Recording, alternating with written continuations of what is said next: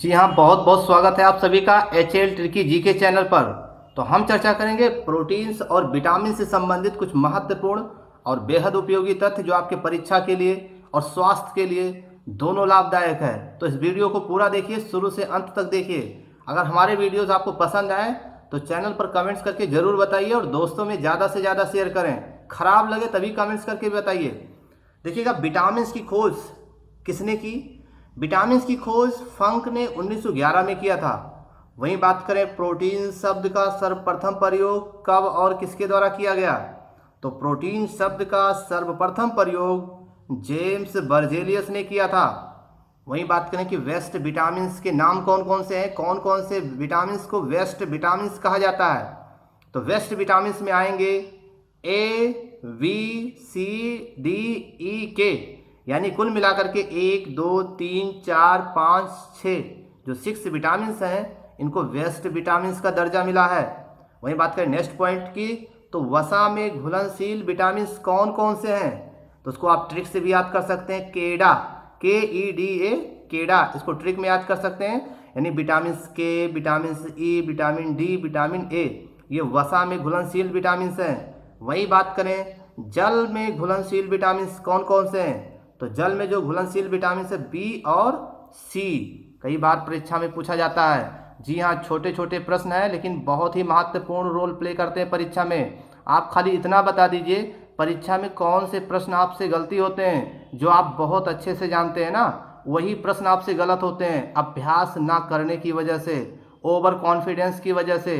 क्या वो भी प्रश्न गलत हो सकता है जिसको आप जानते ही नहीं हैं? वो प्रश्न गलत होने का कोई चांस ही नहीं है। सही हो जाए तो यही बहुत बड़ी बात है। नेक्स्ट पॉइंट की बात करें, फ्रेश फूड से विटामिन प्राप्त होता है, कैलोरी नहीं। और वहीं बात करें नेक्स्ट पॉइंट की, तो विटामिन पेशियों में आई दर्द को दूर कर सकता है। विटामिन क्या कर सकता है? पेशियों में आई दर्द को दूर करने का काम करता है। इसके अलावा विटामिन डी और के का संश्लेषण हमारे शरीर में होता है। तो किस किस विटामिन का संश्लेषण हमारे शरीर में होता है? विटामिन डी और विटामिन के। वहीं बात करें नेक्स्ट पॉइंट की, तो मनुष्य के शरीर को 20 प्रोटीन्स की आवश्यकता होती है, जिसमें 10 प्रोटीन्स का संश्लेषण शरीर स्वयं करता है और 10 प्रोटीन्स भोज्य पदार्थों से प्राप्त करता है। तो मनुष्य के शरीर को कितने प्रोटीन्स की आवश्यकता होती है? 20 प्रोटीन्स की आवश्यकता होती है। शरीर पूर्ति कैसे करता है? 10 प्रोटीन्स का संश्लेषण शरीर स्वयं करता है, जबकि 10 प्रकार के प्रोटीन्स या 10 प्रोटीन्स भोज्य पदार्थों से मिलता है।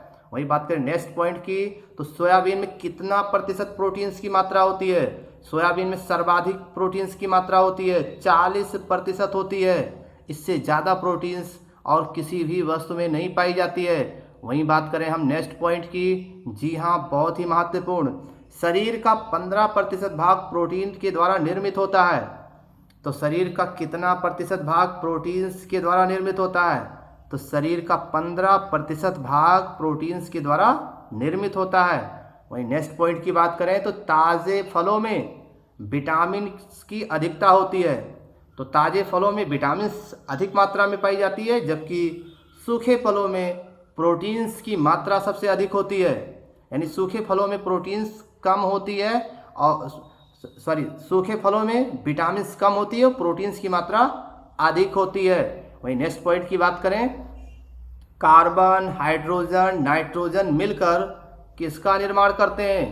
तो कार्बन, हाइड्रोजन और नाइट्रोजन मिलकर ये अमीनो अम्ल का निर्माण करते हैं। और नेक्स्ट पॉइंट की बात करें, तो 20 अमीनो अम्ल मिलकर के प्रोटीन्स का निर्माण करते हैं। तो प्रोटीन्स का निर्माण करने के लिए कितने अमीनो एसिड की आवश्यकता होती है? 20 अमीनो एसिड की आवश्यकता होती है। वहीं नेक्स्ट पॉइंट की बात करें, कई प्रोटीन्स मिल करके कोशिका का निर्माण करते हैं। तो कोशिका का निर्माण किसके द्वारा होता है?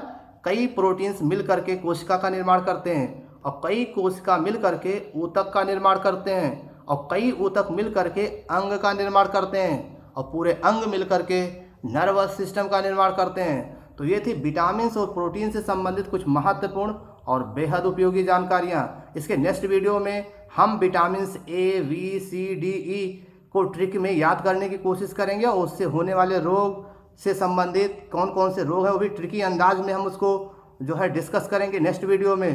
तो आज की क्लास में इतना ही। हमारे वीडियोस को देखने के लिए आपको बहुत बहुत धन्यवाद।